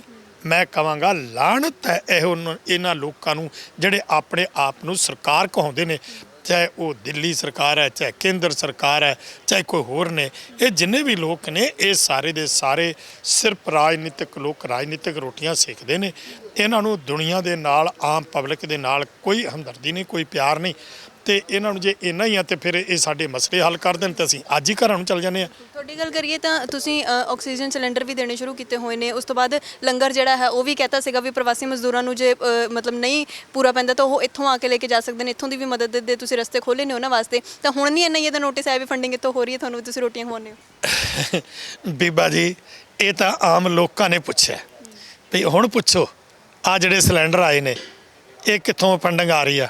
ਜਦੋਂ ਤੁਸੀਂ ਮੋਰਚੇ 'ਚ ਤਾਂ ਪੁੱਛਦੇ ਹੋ ਵੀ ਇਹ ਲੰਗਰ ਕਿੱਥੋਂ ਚੱਲ ਰਹੇ ਨੇ, ਇਹ ਤੁਸੀਂ ਆ ਛੱਡ ਕਿਵੇਂ ਲਾਏ ਨੇ, ਤੁਸੀਂ ਆ ਸਟੇਜਾਂ ਕਿਵੇਂ ਲਾ ਰਹੀਆਂ ਨੇ, ਸਾਊਂਡ ਕਿਵੇਂ ਲਾਇਆ ਹੈ, ਤੇ ਇਹ ਦੱਸੋ ਵੀ ਫੰਡਿੰਗ ਤੁਹਾਨੂੰ ਕਿੱਥੋਂ ਆਉਂਦੀ ਆ। ਹੁਣ ਤਾਂ ਨਹੀਂ ਕਿਸੇ ਨੇ ਪੁੱਛਿਆ ਵੀ ਇਹ ਤੁਹਾਨੂੰ ਫੰਡਿੰਗ ਜਿਹੜੀ ਆ ਕਿਸੇ ਗੁਰਦੁਆਰੇ ਗਾਜੀਪੁਰ ਜਾ ਕੇ ਉਹਨਾਂ ਗੁਰਦੁਆਰੇ ਵਾਲੇ ਨੂੰ ਪੁੱਛਿਆ। ਹੁਣ ਖਾਲਸਾ ਏਡ ਵਾਲੇ ਜਿਹੜੇ ਕੰਮ ਕਰ ਰਹੇ ਨੇ, ਹੁਣ ਜਿਸ ਤਰ੍ਹਾਂ ਇੱਥੋਂ ਵੀ ਆ ਰਹੇ ਨੇ, ਅਸੀਂ ਤਾਂ ਇਹ ਗੱਲ ਕਹਿੰਦੇ ਹਾਂ ਹੁਣ ਤੁਸੀਂ ਵੇਖੋ ਵੀ ਜਿੰਨੇ ਸਾਡੇ ਇੱਥੇ ਸਿੰਘੂ ਬਾਰਡਰ ਦੇ ਉੱਤੇ ਲੰਗਰ ਚੱਲ ਰਹੇ ਨੇ, ਜਿੱਥੇ ਜਿੱਥੇ ਵੀ ਚੱਲ ਰਹੇ ਨੇ, ਉਹਨਾਂ ਲੰਗਰਾਂ ਤੇ ਮੈਂ ਕੱਲ ਵੀ ਬੈਠੇ ਜਦੋਂ ਜਾਈਦਾ ਨਾ ਉੱਥੇ ਲੰਗਰਾਂ ਤੇ ਵੇਖੀਦਾ ਵੀ ਜਿਹੜੇ ਇੱਥੋਂ ਦੇ ਲੋਕਲ ਬੱਚੇ ਗਰੀਬ ਪਰਿਵਾਰਾਂ ਦੇ ਉਹ ਕਿਸ ਤਰ੍ਹਾਂ ਉੱਥੇ ਜਾ ਕੇ ਤੇ ਲੰਗਰ ਛਕ ਰਹੇ ਨੇ। ਥਾਲੀ ਫੜਦੇ ਨੇ, ਥਾਲੀ 'ਚ ਚੌਲ ਪਾਉਂਦੇ ਨੇ, ਦਾਲ ਪਾਉਂਦੇ ਨੇ, ਜੋ ਵੀ ਕੜੀ ਬਣੀਆਂ ਜੋ ਉਹ ਪਵਾ ਕੇ ਤੇ ਮੇਜ਼ ਦੇ ਉੱਤੇ ਬੈਠ ਕੇ ਤੇ ਚਮਚਾਂ ਦੇ ਨਾਲ ਖਾ ਕੇ ਢਿੱਡ ਭਰਦੇ ਨੇ। ਮੇਰੇ ਮਨ 'ਚ ਆਇਆ ਵੀ ਆਹ ਜਿਹੜੇ ਲੋਕ ਨੇ ਇਹ ਤਾਂ ਚਾਹੁੰਗੇ ਵੀ ਇਹ ਮੋਰਚਾ ਇੱਥੇ ਹੀ ਲੱਗਾ ਹੀ ਰਵੇ, ਪਰ ਉਹਨਾਂ ਗਰੀਬ ਪਰਿਵਾਰਾਂ ਨੂੰ ਜਦੋਂ ਉੱਥੇ ਲੰਗਰ ਛਕਦੇ ਆ ਸਾਡੇ ਮਨ ਨੂੰ ਸਕੂਨ ਮਿਲਦਾ ਹੈ ਵੀ ਇਹ ਇੱਥੇ ਇੱਕ ਢਿੱਡ ਭਰ ਕੇ ਆ ਕੇ ਲੰਗਰ ਤਾਂ ਛਕ ਰਿਹਾ। ਸਰਕਾਰ ਅੱਜ ਕਿੱਥੇ ਆ? ਇਹ ਸਰਕਾਰਾਂ ਕਿੱਥੇ ਨੇ? ਆ ਜਿਹੜੀ ਸੜਕਾਂ ਨੇ ਇਹਨਾਂ ਸੜਕਾਂ ਦੇ ਉੱਤੇ ਜਿੱਥੋਂ ਇੱਕ ਸਾਈਡ ਤੋਂ ਦੂਸਰੇ ਪਾਸੇ ਬੰਦਾ ਭੱਜ ਕੇ ਵੀ ਪਾਰ ਨਹੀਂ ਸੀ ਕਰ ਸਕਦਾ, ਅੱਜ ਉੱਥੇ ਤੁਸੀਂ ਵੇਖੋ ਵੀ ਇੱਥੇ ਕਿੰਨੇ 5 ਮਹੀਨਿਆਂ ਤੋਂ ਉੱਤੇ ਹੋ ਗਏ ਇਹ ਸੜਕਾਂ ਤੇ ਪੂਰੇ ਨੇ। ਇੱਥੇ ਪੱਕੇ ਆ ਸ਼ੈੱਡ ਬਣੇ ਹੋਏ ਨੇ, ਪੱਕੇ ਮਕਾਨ ਬਣ ਗਏ ਨੇ, ਇੱਥੇ ਜਿਹੜੀਆਂ ਨੇ ਝੌਂਪੜੀਆਂ ਜਿਹੜੀਆਂ ਨੇ ਉਹ ਵੀ ਪੱਕੀ ਮਕਾਨਾਂ ਵਰਗੀਆਂ ਬਣੀਆਂ ਹੋਈਆਂ ਨੇ, ਤੇ ਇੱਥੇ ਇੱਕ ਸਾਡਾ ਪਿੰਡ ਵਸਿਆ। ਹੁਣ ਜਿਹੜੇ ਸਾਨੂੰ ਕਹਿੰਦੇ ਨੇ ਵੀ ਇੱਥੋਂ ਉੱਠ ਕੇ ਚਲੇ ਜਾਓ, ਮੰਨ ਲਓ ਕਿਸੇ ਪਿੰਡ ਦੇ ਵਿੱਚ ਕੋਈ ਇਸ ਤਰ੍ਹਾਂ ਦੀ ਬਿਮਾਰੀ ਆਉਂਦੀ ਆ ਤੇ ਕੀ ਉਸ ਪਿੰਡ ਨੂੰ ਉੱਥੋਂ ਉਠਾ ਦੇਣਗੇ? ਕੋਈ ਨਹੀਂ ਉਠਾ ਸਕਦਾ। ਇਸੇ ਤਰ੍ਹਾਂ ਸਾਡਾ ਪਿੰਡ ਹੈ, ਅਸੀਂ ਇੱਥੋਂ ਉੱਠ ਕੇ ਨਹੀਂ ਇਸ ਤਰ੍ਹਾਂ ਜਾਣ ਵਾਲੇ। ਇਹ ਕਰੋਨਾ ਦੇ ਰੌਲਾ ਪਾਉਣ ਜੋ ਮਰਜ਼ੀ ਕਰਨ, ਕਿਉਂਕਿ ਅਸੀਂ ਇੱਕ ਪਿੰਡ ਵਸਾ ਕੇ ਇੱਥੇ ਬੈਠੇ ਹਾਂ। ਜਿੱਦਣ ਸਾਡੇ ਇਹ ਮਸਲੇ ਹੱਲ ਹੋ ਜਾਣਗੇ, ਸਾਡੇ ਇਹ ਤਿੰਨੋਂ ਕਾਨੂੰਨ ਰੱਦ ਹੋ ਜਾਣਗੇ, MSP ਕਾਨੂੰਨ ਦੇ ਤਹਿਤ ਭਾਰਤ ਵਿੱਚ ਲਾਗੂ ਹੁੰਦੀ ਆ, ਤਾਂ ਬਿਜਲੀ ਸੋਧ ਬਿੱਲ ਹੈ ਉੱਥੋਂ ਵੀ ਮੁੱਕਰ ਗਏ। ਬਿਜਲੀ ਸੋਧ ਬਿੱਲ ਕਹਿੰਦੇ ਅਸੀਂ ਨਹੀਂ ਲਿਆਵਾਂਗੇ, ਫਿਰ ਕਹਿੰਦੇ ਅਸੀਂ ਪਰਾਲੀ ਵਾਲਾ ਕਾਨੂੰਨ ਜਿਹੜਾ ਉਹ ਰੱਦ, ਉਹ ਦੋਵੇਂ ਪਹਿਲਾਂ ਮੰਨ ਕੇ ਫਿਰ ਮੁੱਕਰ ਗਏ ਨੇ। ਹੁਣ ਕਹਿੰਦੇ ਵੀ ਚੁੱਪ ਚਪੀਤੇ ਪਰਾਲੀ ਵਾਲਾ ਜਿਹੜਾ ਹੈਗਾ ਉਹ ਇਹਨਾਂ ਨੇ ਕਰਤਾ, ਪ੍ਰਦੂਸ਼ਣ ਵਾਲਾ ਫਿਰ ਲਾਗੂ ਕਰਤਾ। ਹੁਣ ਇੱਕ ਗੱਲ ਤੁਸੀਂ ਹੋਰ ਵੇਖੋ ਵੀ ਇੱਕ ਬੰਨੇ ਤਾਂ ਸੁਪਰੀਮ ਕੋਰਟ ਨੇ ਸਟੇ ਕੀਤਾ ਹੋਇਆ, ਇਹ ਮੰਨਦੇ ਹੋ ਗੱਲ। ਦੂਸਰੇ ਪਾਸੇ ਅੱਜ ਜਿਹੜੀਆਂ ਨੇ ਕਿਸੇ ਵੀ ਮੰਡੀ ਦੇ ਵਿੱਚ ਬਾਰਦਾਨਾ ਨਹੀਂ, ਜਿਹੜੀਆਂ ਉਹ ਕਣਕ ਹੈ ਉਹ ਸਿੱਧੀ ਦੀ ਸਿੱਧੀ ਮੰਡੀਆਂ ਦੇ ਵਿੱਚ ਰੋਲ ਰਹੀ ਆ, ਖੁੱਲੀ ਪਈ ਆ, ਤੇ ਅਬਾਨੀਆਂ ਅਡਾਨੀਆਂ ਦੇ ਜਿਹੜੇ ਸੈਲੋ ਨੇ ਉਹਨਾਂ ਦੇ ਵਿੱਚ ਟਰਾਲੀਆਂ 5-5 ਕਿਲੋਮੀਟਰ ਦੀਆਂ ਲੱਗੀਆਂ ਨੇ, ਲੈਣਾ ਲੱਗੀਆਂ, ਜਿਨ੍ਹਾਂ ਨੂੰ ਹੁਣ ਰੋਕਿਆ ਜਾ ਰਿਹਾ। ਇਹਨਾਂ ਦਾ ਮਤਲਬ ਵੀ ਇਸ ਰੌਲੇ ਰੱਪੇ ਦੇ ਵਿੱਚ ਇਹ ਜਿਹੜੇ ਕਾਨੂੰਨ ਨੇ ਇਹ ਧਰਨਾ ਤੇ ਲੰਬਾ ਕਰ ਦਿਓ, ਤੇ ਇਹ ਜਿਹੜਾ ਜਿੰਨਾ ਲੰਬਾ ਜਾਏਗਾ ਲੋਕ ਜਿਹੜੇ ਨੇ ਉਹ ਧਰਨੇ ਨਾਲ ਟੁੱਟ ਜਾਣਗੇ, ਲੋਕਾਂ ਦੇ ਹੌਸਲੇ ਟੁੱਟ ਜਾਣਗੇ, ਤੇ ਉਹ ਆਪਣੇ ਆਪ ਅੰਦੋਲਨ ਜਿਹੜੇ ਇਸ ਤਰ੍ਹਾਂ ਦੇ ਲੰਬੇ ਚੱਲਦੇ ਨੇ, ਇੱਕ ਨੀਤੀ ਹੁੰਦੀ ਆ ਕਿ ਜਿੰਨਾ ਲੰਬਾ ਕਰੋਗੇ ਤੇ ਉਹ ਆਪਣੇ ਆਪ ਫੇਲ ਹੋ ਜਾਏਗਾ। ਲੇਕਿਨ ਇੱਥੇ ਇੱਕ ਇਹ ਚੀਜ਼ ਹੈ, ਇਹ ਉਸ ਦੇ ਉਲਟ ਹੈ, ਇਹ ਜਿੰਨਾ ਲੰਬਾ ਚੱਲੇਗਾ ਉਹਨਾਂ ਮਜ਼ਬੂਤ ਹੋ ਰਿਹਾ। ਮਨਜੀਤ ਸਿੰਘ ਰਾਏ ਜੀ ਨੇ ਅੱਜ ਦੱਸਿਆ ਸੀਗਾ, ਕਹਿੰਦੇ ਵੀ ਚੋਰੀ ਛੁਪੇ ਇਹ ਪਰਾਲੀ ਵਾਲਾ ਜਿਹੜਾ ਲਿਆਉਣ ਨੂੰ ਫਿਰਦੇ ਸੀਗੇ ਉਹ ਮਨਾ ਕਰਤਾ ਉਹਨਾਂ ਨੇ, ਵੀ ਹੁਣ ਅਸੀਂ ਨਹੀਂ ਲੈ ਕੇ ਆਵਾਂਗੇ। ਇੱਕ ਨੋਟੀਫਿਕੇਸ਼ਨ ਜਾਰੀ ਕੀਤੀ ਹੈ ਵੀ ਤੁਹਾਡੇ ਵਾਸਤੇ ਅਸੀਂ ਚਲੋ ਆਹ ਵਾਲਾ ਕੈਂਸਲ ਕਰਨ ਨੂੰ ਕਿਹਾ ਸੀਗਾ, ਤੁਹਾਡੇ ਨਾਲ ਗੱਲਬਾਤ ਹੋਈ ਸੀ ਤਾਂ ਅਸੀਂ ਕੈਂਸਲ ਕਰ ਦਿੰਦੇ ਆਹ ਵਾਲਾ, ਨਹੀਂ ਲੈ ਕੇ ਆਵਾਂਗੇ ਪਰਾਲੀ ਵਾਲਾ। ਜਿੰਨਾ ਚਿਰ ਇਹ ਕਰਦੇ ਨਹੀਂ, ਉਹ ਤਾਂ ਇੱਕ ਬਾਅਦ ਦੇ ਵਿੱਚ ਆਏ ਸੀ, ਪਰਾਲੀ ਵਾਲਾ ਕੋਈ ਗੱਲ ਨਹੀਂ, ਉਹ ਤਾਂ ਬਾਅਦ ਦੇ ਵਿੱਚ ਆਇਆ ਸੀ। ਬਿਜਲੀ ਸੋਧ ਬਿੱਲ ਹੈ, ਜਿਹੜੇ ਆਹ ਕਾਨੂੰਨ ਨੇ, ਜਿਹੜੇ ਤਿੰਨੋਂ ਖੇਤੀ ਵਿਰੋਧੀ ਕਾਨੂੰਨ ਨੇ, ਜਿਹੜੇ ਸਮੁੱਚੇ ਲੋਕਾਂ ਦੇ ਵਿਰੁੱਧ ਨੇ, ਜਿਹੜੀਆਂ ਇਹਨਾਂ ਨੇ ਪੁਰਾਣੀਆਂ ਮੰਡੀਆਂ ਜਿਹੜੀਆਂ ਸਰਕਾਰੀ ਮੰਡੀਆਂ ਖਤਮ ਕਰਤੀਆਂ, ਉਹ ਤੇ ਇਹਨਾਂ ਨੇ ਇਸੇ ਤਰ੍ਹਾਂ ਹੀ ਉਹ ਮੰਡੀਆਂ ਦੇ ਖਤਮ ਕਰਤੀਆਂ, ਤੇ ਅੱਜ ਨਵੀਆਂ ਮੰਡੀਆਂ ਜਿਹੜੀਆਂ ਨੇ ਉਹ ਪ੍ਰਾਈਵੇਟ ਮੰਡੀਆਂ ਦੇ ਚੱਲ ਰਹੀਆਂ ਨੇ। ਸਿੱਧੀ ਕਣਕ ਤੋਂ ਉਹਨਾਂ ਦੇ ਆ ਰਹੀ ਆ, ਸੈਲਾਂ 'ਚ ਆ ਰਹੀ ਆ, ਕਿ ਉਹ ਲਾਗੂ ਨਹੀਂ ਕਰ ਰਹੇ। ਇਸ ਕਰਕੇ ਅਸੀਂ ਇਹਨਾਂ ਤੇ ਕੋਈ ਯਕੀਨ ਨਹੀਂ ਕਰਦੇ ਜਿੰਨਾ ਚਿਰ ਇਹ ਸਾਰੇ ਮਸਲੇ ਨਹੀਂ ਇੱਕ ਅੱਧੇ ਕਾਨੂੰਨ ਦੇ ਨਾਲ ਇਹ ਪਰਾਲੀ ਵਾਲਾ ਖਤਮ ਵੀ ਕਰ ਦੇਣਗੇ। ਪਰਾਲੀ ਵਾਲੇ ਤੇ ਇੱਕ ਗੱਲ ਹੋਰ ਵੀ ਹੈ, ਰੱਖੀ ਰੱਖਣ ਕਾਨੂੰਨ। ਮੇਰੇ ਕੋਲ 2 ਕਿੱਲੇ ਜ਼ਮੀਨ ਹੈ, ਮੰਨ ਲਓ ਮੇਰੇ ਕੋਲ 2 ਕਿੱਲੇ ਜ਼ਮੀਨ ਹੈ, ਮੈਂ ਪਰਾਲੀ ਨੂੰ ਅੱਗ ਲਾਤੀ ਹੈ ਤੇ ਮੈਨੂੰ ਲੱਖ ਰੁਪਈਆ ਜੁਰਮਾਨਾ ਹੈ, ਇੱਕ ਜਿਹੜਾ ਇਹਨਾਂ ਨੇ ਕਾਨੂੰਨ ਬਣਾਇਆ ਉਹਦੇ ਮੁਤਾਬਕ, ਤੇ ਲੱਖ ਰੁਪਈਆ ਜਿਹੜਾ ਉਹ ਜੁਰਮਾਨਾ ਜਿਹੜਾ ਉਹ ਮੈਂ ਕਿਉਂ ਭਰੂੰਗਾ? ਮੈਂ ਤਾਂ ਕਹੂੰਗਾ ਲੈ ਜਾਓ ਜ਼ਮੀਨ, ਲੈ ਜਾਓ, ਮੇਰੀ ਸਾਂਭ ਲਓ ਜ਼ਮੀਨ ਮੇਰੀ। ਸੋ ਇਸ ਕਰਕੇ ਇਹ ਜਿਹੜੀਆਂ ਚੀਜ਼ਾਂ ਨੇ ਇਸ ਨੇ ਜਿਹੜੇ ਜੁਰਮਾਨੇ ਇਹਨਾਂ ਨੇ ਰੱਖੇ ਨੇ ਅੱਗ ਲਾਉਣ ਤੇ ਜਾਂ ਕੁਝ ਵੀ ਉਹਨਾਂ ਕੋਲ ਨਾ ਜਿੰਨਾ ਚਿਰ ਇਹ ਤਿੰਨੋਂ ਖੇਤੀ ਵਿਰੋਧੀ ਕਾਨੂੰਨ ਰੱਦ ਨਹੀਂ ਹੁੰਦੇ MSP ਲਾਗੂ ਨਹੀਂ ਹੁੰਦੀ ਉਹਨਾਂ ਚਿਰ ਇਹ ਸੰਘਰਸ਼ ਜਿਹੜਾ ਇਹ ਚੱਲੇਗਾ ਅਤੇ ਇਸੇ ਤਰ੍ਹਾਂ ਜਿੰਨਾ ਚਿਰ ਚੱਲੇਗਾ ਉਸ ਤਰ੍ਹਾਂ ਜਿਹੜੇ ਗੁਰਪੁਰਬ ਆਉਣਗੇ ਇਸ ਤਰ੍ਹਾਂ ਦੇ ਜਿਹੜੇ ਇਤਿਹਾਸਕ ਦਿਹਾੜੇ ਆਉਣਗੇ ਗੁਰੂ ਤੇਗ ਬਹਾਦਰ ਪਾਤਸ਼ਾਹ ਜਿਨ੍ਹਾਂ ਨੇ ਉਸ ਵਕਤ ਜ਼ੁਲਮ ਦੇ ਖਿਲਾਫ ਸ਼ਹਾਦਤ ਦਾ ਜਾਮ ਪੀ ਕੇ ਤੇ ਜਿਹੜਾ ਸੀ ਉਹ ਹਿੰਦੂ ਧਰਮ ਦੀ ਉਸ ਟਾਈਮ ਦੇ ਉੱਤੇ ਕਿਉਂਕਿ ਉਸ ਟਾਈਮ ਤੇ ਜ਼ਾਲਮ ਜਿਹੜਾ ਸੀ ਉਹ ਮੁਗਲ ਸੀ ਤੇ ਉਹ ਤਖਤ ਦੇ ਉੱਤੇ ਜਿਹੜਾ ਬੈਠਾ ਸੀ ਮੁਗਲ ਬਾਦਸ਼ਾਹ ਸੀ ਜਿਹੜਾ ਜ਼ਬਰਦਸਤੀ ਤਲਵਾਰ ਦੇ ਜ਼ੋਰ ਨਾਲ ਹਿੰਦੂ ਧਰਮ ਨੂੰ ਆਪਣੇ ਧਰਮ ਵਿੱਚ ਮੁਸਲਿਮ ਧਰਮ ਦੇ ਵਿੱਚ ਵਿਲੀਨ ਕਰ ਰਿਹਾ ਸੀ ਤੇ ਗੁਰੂ ਤੇਗ ਬਹਾਦਰ ਪਾਤਸ਼ਾਹ ਨੇ ਕਿਉਂਕਿ ਪਹਿਲੇ ਗੁਰੂ ਨਾਨਕ ਦੇਵ ਪਾਤਸ਼ਾਹ ਨੇ ਜਨੇਊ ਦਾ ਵਿਰੋਧ ਕੀਤਾ ਸੀ ਲੇਕਿਨ ਨਵੇਂ ਪਾਤਸ਼ਾਹ ਨੇ ਉਸ ਜਨੇਊ ਨੂੰ ਜਦੋਂ ਜ਼ਬਰਦਸਤੀ ਲਾਇਆ ਜਾ ਰਿਹਾ ਸੀ ਤੇ ਉਹ ਆਪਣੀ ਸ਼ਹਾਦਤ ਦੇ ਕੇ ਤੇ ਉਹਦੀ ਰਾਖੀ ਕੀਤੀ ਸੀ। ਸੋ ਸਾਡਾ ਜਿਹੜਾ ਇੱਕੋ ਇੱਕ ਕਿਰਦਾਰ ਹੈ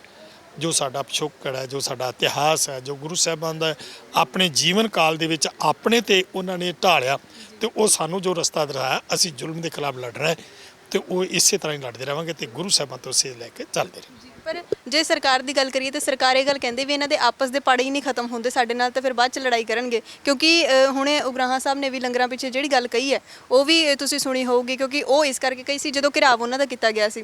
ਹੁਣ ਨੌਜਵਾਨ ਜਿਹੜੇ ਨੇ ਉਹ ਆਗੂਆਂ ਦਾ ਘਿਰਾਵ ਕਰ ਰਹੇ ਨੇ ਫਿਰ ਆਗੂ ਜਿਹੜੇ ਨੇ ਤਲਖੇ ਜਾ ਕੇ ਇਹੋ ਜਿਹੇ ਬਿਆਨ ਦੇ ਰਹੇ ਨੇ ਇਹਨਾਂ ਚੀਜ਼ਾਂ ਨੂੰ ਕਿਵੇਂ ਦੇਖਦੇ ਹੋ? ਸਾਡੀ ਗੱਲ ਕਿਸੇ ਨਾਲ ਹੁੰਦੀ ਹੈ ਤੇ ਉਹਦਾ ਗੁੱਸਾ ਸੀ ਕਿਸੇ ਹੋਰ ਤੇ ਕੱਢੀਏ। ਇਹ ਵੀ ਹੁੰਦਾ ਹੈ ਕਿ ਮੰਨ ਲਓ ਕਿ ਮੈਂ ਕਿਸੇ ਦੇ ਨਾਲ ਕੋਈ ਜ਼ਿਆਦਤੀ ਕੀਤੀ ਹੈ ਧੱਕਾ ਕੀਤਾ ਹੈ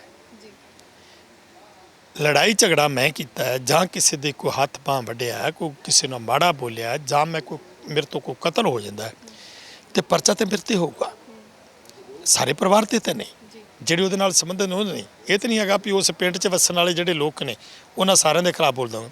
ਸੋ ਜਿਸ ਤਰ੍ਹਾਂ ਉਗਰਾਹਾਂ ਬੋਲਿਆ ਬਿਲਕੁਲ ਗਲਤ ਬੋਲਿਆ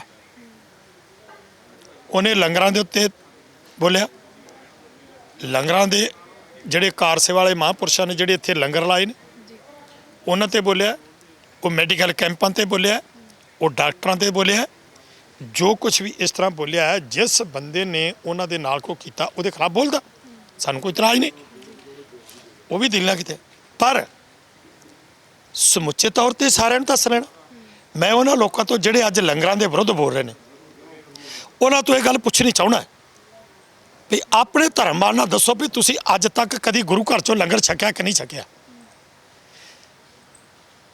ਕੌਣ ਆਦਮੀ ਜਿਹੜਾ ਕਹਿ ਸਕਦਾ ਕਿ ਮੈਂ ਅੱਜ ਤੱਕ ਗੁਰੂ ਘਰ ਚੋਂ ਲੰਗਰ ਨਹੀਂ ਛਕਿਆ? ਗੁਰੂ ਘਰ ਚੋਂ ਲੰਗਰ ਛਕ ਕੇ ਗੁਰੂ ਦੇ ਲੰਗਰ ਛਕ ਕੇ ਤੇ ਫਿਰ ਅਸੀਂ ਉਹਨਾਂ ਦੇ ਵਿਰੁੱਧ ਬੋਲੀਏ ਇਹ ਸਾਨੂੰ ਸੋਚਣਾ ਚਾਹੀਦਾ ਹੈ।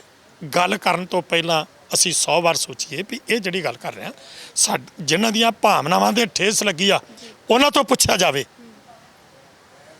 ਤੇ ਇਹ ਸ਼ਬਦ ਕਹਿਣ ਦੇ ਨਾਲ ਉਹਨਾਂ ਦੀਆਂ ਭਾਵਨਾ ਤੇ ਕਿੰਨੀ ਵੱਡੀ ਠੇਸ ਲੱਗੀ ਆ।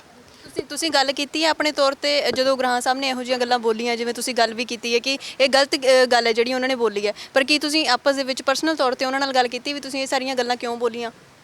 ਬਿਲਕੁਲ ਸਾਡੇ ਕੁਝ ਬੰਦਿਆਂ ਨੇ ਬੋਲੀਆਂ ਨੇ ਉਹਨਾਂ ਨੂੰ ਗੱਲ ਵੀ ਕਹੀ ਹੈ ਪਰ ਜਿਹੜੇ ਬੰਦੇ ਸੋਚ ਸਮਝ ਕੇ ਸਟੇਜ ਦੇ ਉੱਤੇ ਇਹ ਬੋਲ ਰਹੇ ਨੇ ਇੱਕ ਏਡੀ ਵੱਡੀ ਸਟੇਜ ਹੈ ਏਡੇ ਵੱਡੇ ਮੁਲਕ ਦੇ ਵਿੱਚ ਉਹ ਬੋਲ ਰਹੇ ਨੇ ਤੇ ਉਹ ਕਹਿੰਦਾ ਕਿ ਮੈਂ ਇੰਨੇ ਤਜਰਬੇਕਾਰ ਹਾਂ ਜਾਂ ਕੁਝ ਵੀ ਆ ਮੈਂ ਇਸ ਤੇ ਜ਼ਿਆਦਾ ਨਹੀਂ ਬੋਲਣਾ ਪਰ ਜੋ ਉਹਨੇ ਕਿਹਾ ਉਹਨੇ ਗਲਤ ਕਿਹਾ ਜਿਹਨੇ ਜਿਹਦੇ ਨਾਲ ਗੱਲਬਾਤ ਸੀ ਉਹਦੇ ਨਾਲ ਕਰਦਾ ਲੇਕਿਨ ਲੰਗਰਾਂ ਦੇ ਉੱਤੇ ਅਟੈਕ ਕਰਕੇ ਤੇ ਮੈਡੀਕਲ ਕੈਂਪਾਂ ਤੇ ਅਟੈਕ ਕਰਕੇ ਉਹਨੇ ਬਹੁਤ ਵੱਡਾ ਜਿਹੜਾ ਇਹ ਸਾਡੀਆਂ ਭਾਵਨਾ ਨੂੰ ਇੱਕ ਮਤਲਬ ਕਿ ਸਦਮਾ ਪਹੁੰਚਾਇਆ।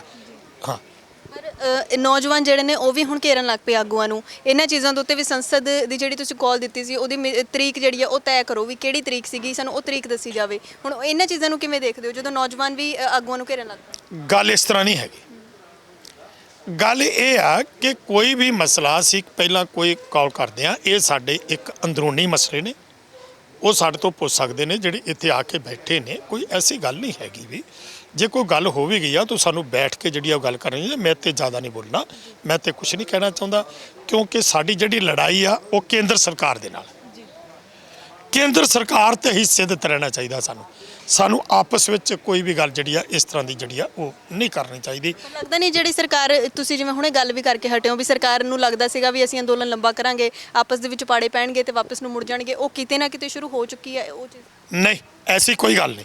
ਉੱਤੇ ਅਸੀਂ ਹਰ ਗੱਲ ਦੇ ਉੱਤੇ ਜਿਹੜਾ ਉਹ ਕੰਟਰੋਲ ਕਰ ਰਹੇ ਹਾਂ। ਕੋਈ ਐਸੀ ਗੱਲ ਨਹੀਂ ਹੋਵੇਗੀ ਕਿ ਸਰਕਾਰ ਜੋ ਮਰਜ਼ੀ ਕਰ ਲੈ ਪਰ ਸਾਡੇ 'ਚੋਂ ਪਾੜਾ ਨਹੀਂ ਪਾ ਸਕਦੀ। ਅਸੀਂ ਹਰ ਮਸਲੇ ਦਾ ਹੱਲ ਉਸ ਅਕਾਲ ਪੁਰਖ ਦੀ ਕਿਰਪਾ ਨਾਲ, ਇਹ ਦਿਮਾਗ ਦੇ ਨਾਲ ਜਿਹੜਾ ਅਸੀਂ ਇਹਦੀ ਦਿਮਾਗ ਦੀ ਵਰਤੋਂ ਕਰਕੇ ਸੋਚ ਸਮਝ ਕੇ ਜਿਹੜਾ ਜੇ ਕੋਈ ਮਾੜੀ ਮੋਟੀ ਗੱਲ ਹੁੰਦੀ ਵੀ ਆ ਉਹਨੂੰ ਬੈਠ ਕੇ ਜਿਹੜਾ ਉਹਦਾ ਹੱਲ ਕੱਢਾਂਗੇ ਤੇ ਅਗਲੇ ਪ੍ਰੋਗਰਾਮ ਦੇਵਾਂਗੇ। ਸਾਡੀ ਲੜਾਈ ਕੇਂਦਰ ਨਾਲ ਆ, ਕੇਂਦਰ ਨਾਲ ਹੀ ਰਹੇਗੀ।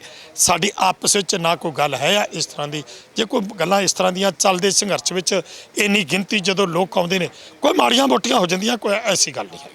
ਲੇਬਰ ਡੇ ਵੀ ਮਨਾਉਣਾ ਅੱਗੇ ਤੇ ਲੋਕਡਾਊਨ ਲੱਗਣ ਦੀ ਕਗਾਰ ਤੇ ਵੀ ਹੈਗਾ ਆ, ਕਿਉਂਕਿ ਪ੍ਰਧਾਨ ਮੰਤਰੀ ਸਾਹਿਬ ਖੁਦ ਬੋਲ ਚੁੱਕੇ ਨੇ ਇਹ ਗੱਲ ਨੂੰ ਕਿ ਆਖਰੀ ਵਿਕਲਪ ਜਿਹੜਾ ਉਹ ਲੋਕਡਾਊਨ ਹੀ ਹੋਊਗਾ। ਉਸ ਲੋਕਡਾਊਨ ਦਾ ਅਸਰ ਅੰਦੋਲਨ ਤੇ ਕਿੰਨਾ ਕੁ ਹੋਊਗਾ ਜੇ ਲੋਕਡਾਊਨ ਲੱਗ ਜਾਂਦਾ ਤਾਂ? ਸਾਡੇ ਦੇ ਉੱਤੇ ਕੋਈ ਅਸਰ ਨਹੀਂ, ਲਾਕਡਾਊਨ ਦਾ ਕੋਈ ਅਸਰ ਨਹੀਂ, ਇੱਥੇ ਕਿਸੇ ਵੀ ਚੀਜ਼ ਦਾ ਕੋਈ ਅਸਰ ਨਹੀਂ, ਇੱਥੇ ਡਾਂਗਾਂ ਦਾ ਅਸਰ ਨਹੀਂ, ਇੱਥੇ ਅਸਰੂ ਗੈਸ ਦਾ ਅਸਰ ਨਹੀਂ, ਇੱਥੇ ਗੋਲੀਆਂ ਦਾ ਵੀ ਅਸਰ ਨਹੀਂ। ਜੋ ਮਰਜ਼ੀ ਕਰੇ, ਇੱਥੇ ਸਿਰਫ ਇੱਕੋ ਇੱਕ ਸਾਡੇ ਸਾਹਮਣੇ ਇੱਕੋ ਇੱਕ ਨਿਸ਼ਾਨਾ ਕੀ ਹੈ, ਇੱਕ ਕਾਨੂੰਨ ਰੱਦ ਕਰਾਉਣੀ ਸਾਡੇ ਜਿਸ ਤਰੀਕੇ ਦੇ ਨਾਲ 10-10 ਜਣੇ ਆਉਂਦੇ ਨੇ, 10-10 ਦਿਨ ਬਾਅਦ ਜਿਹੜੇ ਨੇ ਜਥੇ ਆਉਂਦੇ ਨੇ, ਇੱਥੇ ਮੁੜ ਕੇ ਆਉਂਦੇ ਨੇ, ਆਪਸ 'ਚ ਬਦਲੀ ਹੁੰਦੀ ਹੈ। ਜੇ ਲੋਕਡਾਊਨ ਲੱਗ ਜਾਂਦਾ ਤਾਂ ਫਿਰ ਇਹ ਨਹੀਂ ਹੋਊਗਾ ਵੀ ਦੂਸਰੇ ਜਥੇ ਨੂੰ ਪੁਲਿਸ ਫਿਰ ਰੋਕਿਆ ਕਰੂਗੀ ਵੀ ਨਹੀਂ ਭਾਈ ਤੁਸੀਂ ਜਾਣਾ ਨਹੀਂ? ਪੁਲਿਸ ਕੌਣ ਹੁੰਦੀ ਰੋਕਣ ਵਾਲੀ? ਕਿਵੇਂ ਰੋਕੂਗੀ ਸਾਨੂੰ?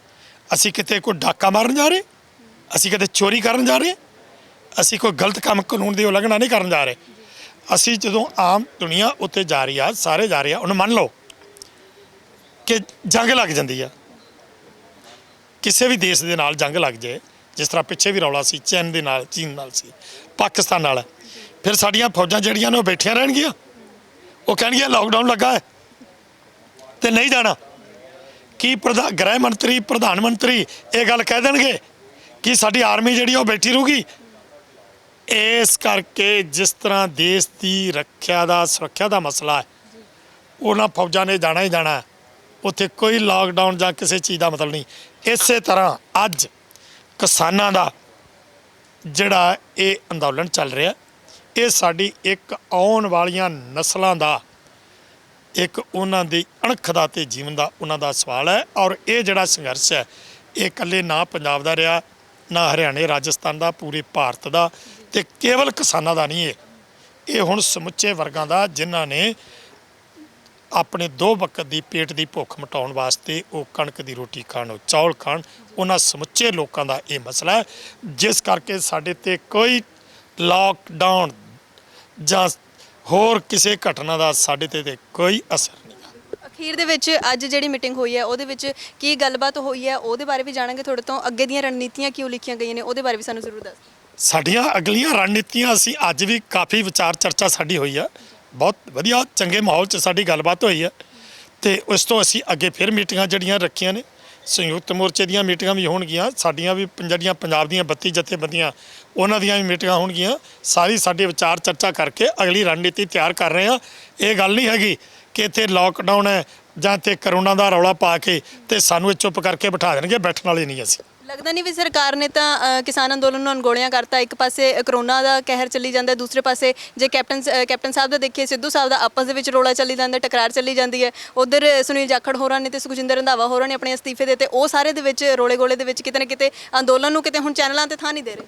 ਉਹ ਤਾਂ ਇੱਕ ਮਸਲਾ ਹੋਰ ਬੜਾ ਗੰਭੀਰ ਹੈ ਨਾ, ਜਿਹੜਾ ਉਹ ਬੇਅਦਬੀ ਕਾਂਡ ਦੇ ਵਿੱਚ ਜਿਹੜਾ ਕਿ ਉੱਥੇ ਕੇਸ ਜਿਹੜਾ ਜਿਨ੍ਹਾਂ ਦੇ ਉੱਤੇ ਦੋਸ਼ ਆਇਦ ਕੀਤੇ ਗਏ ਸੀ, ਇਹ ਜਿਨ੍ਹਾਂ ਨੇ ਸ੍ਰੀ ਗੁਰੂ ਗ੍ਰੰਥ ਸਾਹਿਬ ਦੀ ਬੇਅਦਬੀ ਕੀਤੀ, ਉਹਨਾਂ ਲੋਕਾਂ ਦੇ ਕੇਸ ਚੱਲ ਰਹੇ ਸੀ। ਅਤੇ ਕੁੰਵਰ ਵਿਜੇ ਪ੍ਰਤਾਪ ਸਿੰਘ ਜੀ, ਜਿਨ੍ਹਾਂ ਨੇ ਦੋਸ਼ੀਆਂ ਦੇ ਖਿਲਾਫ ਇਨਕੁਆਇਰੀ ਕਰਕੇ ਅਦਾਲਤ ਦੇ ਵਿੱਚ ਦੋਸ਼ ਉਹ ਚਲਾਨ ਪੇਸ਼ ਕਰਤੇ ਤੇ ਉਹ ਦੋਸ਼ ਆਇਦ ਹੋ ਗਏ, ਕੋਰਟ 'ਚ ਕੇਸ ਚੱਲਣ ਲੱਗ ਗਿਆ। ਉਹ ਕਾਨੂੰਨ ਦੀ ਉਲੰਘਣਾ, ਗੈਰ ਕਾਨੂੰਨੀ ਤੌਰ ਤੇ ਉਹਨਾਂ ਨੇ ਹਾਈ ਕੋਰਟ 'ਚੋਂ ਕੇਸ ਪਾ ਕੇ ਉਹ ਕੇਸ ਜਿਹੜਾ ਉਹ ਰੱਦ ਕਰਾ, ਇਨਕੁਆਇਰੀ ਜਿਹੜੀ ਸੀ ਪਹਿਲੀ ਰੱਦ ਕਰਾਤੀ, ਸਾਰਾ ਖਤਮ ਕਰਾਤਾ।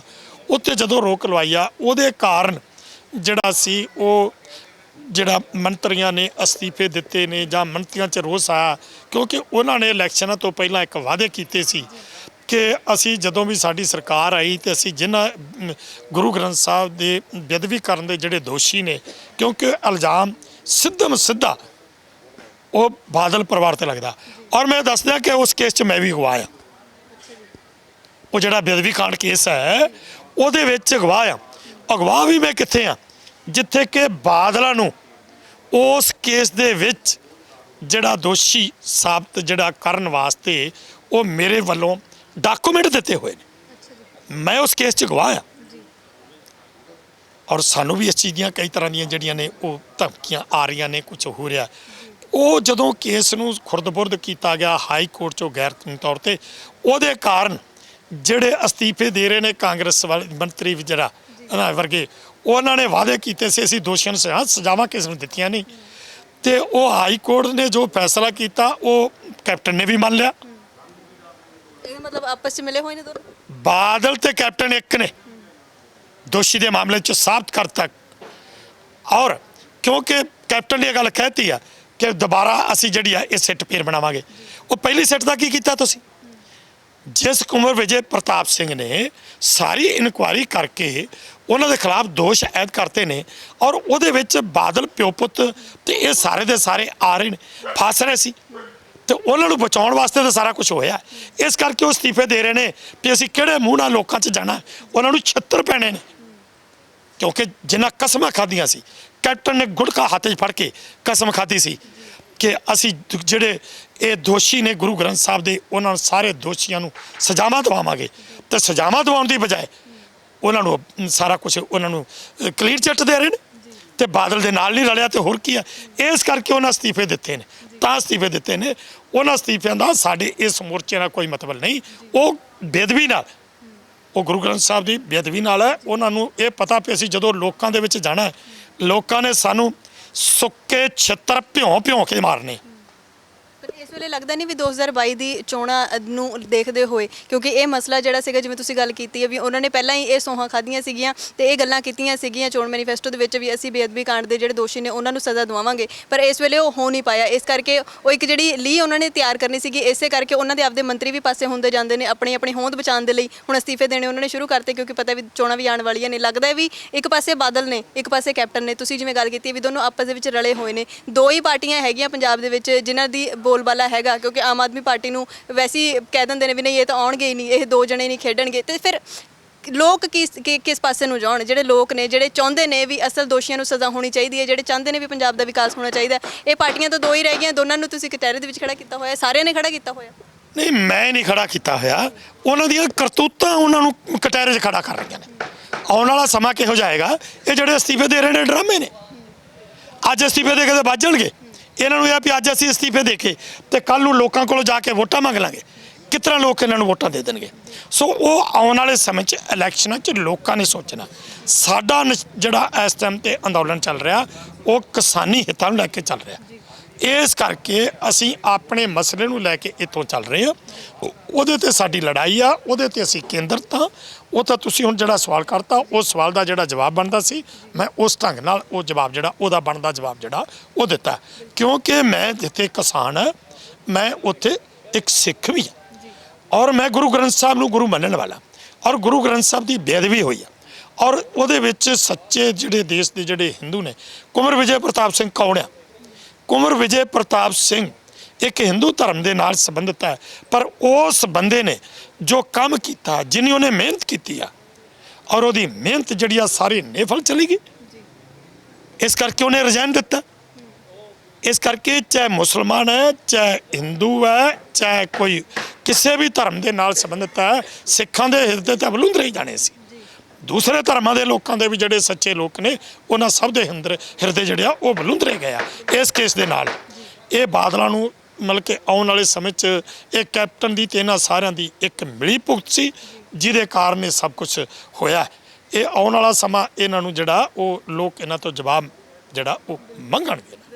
ਲੋਕ ਜਿਵੇਂ ਕਿ ਗੱਲ ਕੀਤੀ ਹੈ ਵੀ ਲੋਕ ਜਵਾਬ ਮੰਗਣਗੇ। ਇਸ ਵੇਲੇ ਦੋਨੋਂ ਸਰਕਾਰਾਂ ਜਿਹੜੀਆਂ ਨੇ ਕਟਹਿਰੇ ਦੇ ਵਿੱਚ ਖੜੀਆਂ ਨੇ, ਕੇਂਦਰ ਸਰਕਾਰ ਵੀ ਪੰਜਾਬ ਸਰਕਾਰ ਵੀ। ਇਸ ਵੇਲੇ ਕਿਸਾਨੀ ਮਸਲੇ ਦਾ ਕੀ ਹੋਣਾ, ਕਿਸਾਨੀ ਮਸਲੇ ਦੇ ਉੱਤੇ ਨਿਗਾਹ ਕਿਸੇ ਦੀ ਨਹੀਂ ਹੈਗੀ। ਉਧਰ ਨੂੰ ਜਿਹੜੇ ਬਿਆਨ, ਜਿਸ ਤਰੀਕੇ ਦੀ ਅਸੀਂ ਸ਼ੁਰੂਆਤ ਦੇ ਵਿੱਚ ਗੱਲ ਕੀਤੀ ਹੈ, ਇਸ ਤਰੀਕੇ ਦੇ ਬਿਆਨ ਜਿਹੜੇ ਨੇ ਉਹ ਦਿੱਤੇ ਜਾ ਰਹੇ ਨੇ, ਪਰ ਕਿਸਾਨੀ ਅੰਦੋਲਨ ਨੂੰ ਕਿਸੇ ਵੀ ਤਰੀਕੇ ਦੇ ਨਾਲ ਸੁਲਝਾਉਣ ਵਾਸਤੇ, ਇਹ ਜਿਹੜੇ ਮਸਲੇ ਨੇ, ਮੰਗਾਂ ਜਿਹੜੀਆਂ ਨੇ ਮੰਨਣ ਵਾਸਤੇ ਕਿਸੇ ਵੀ ਪਾਸੇ ਨੂੰ ਸਰਕਾਰ ਸੋਚਦੀ ਹੋਈ ਨਜ਼ਰ ਨਹੀਂ ਆ ਰਹੀ। ਪਰ ਰਣਨੀਤੀਆਂ ਜਿਹੜੀਆਂ ਨੇ ਕਹਿੰਦੇ ਅੱਗੇ ਦੀ ਦੇਵਾਂਗੇ, ਵੱਡੀਆਂ ਕਾਲਾਂ ਜਿਹੜੀਆਂ ਨੇ ਅੱਗੇ ਆਉਣ ਵਾਲੇ ਸਮੇਂ ਦੇ ਵਿੱਚ ਦੇਣਗੇ। ਕਿਸਾਨੀ ਅੰਦੋਲਨ ਕਿਸ ਪਾਸੇ ਨੂੰ ਜਾਏਗਾ, ਸਰਕਾਰਾਂ ਕਦੋਂ ਇੱਧਰ ਨੂੰ ਨਿਗਾਹ ਮਾਰਨਗੀਆਂ, ਉਹ ਹਾਲੇ ਭਵਿੱਖ ਦੀ ਬੁੱਕਲ ਦੇ ਵਿੱਚ ਹੈ। ਇੱਥੇ ਦੀ ਹਰ ਇੱਕ ਅਪਡੇਟ ਜਿਹੜੀ ਹੈ ਤੁਹਾਡੇ ਨਾਲ ਸਾਂਝੀ ਕਰਦੇ ਰਵਾਂਗੇ। ਤੁਸੀਂ ਜੁੜੇ ਰਹਿਣਾ ਵਿਜ਼ਨ ਪੰਜਾਬ ਟੀਵੀ ਦੇ ਨਾਲ। ਕੈਮਰਾਮੈਨ ਡਿੰਪੀ ਦੇ ਨਾਲ ਮੈਂ ਅਨੁਕੜ।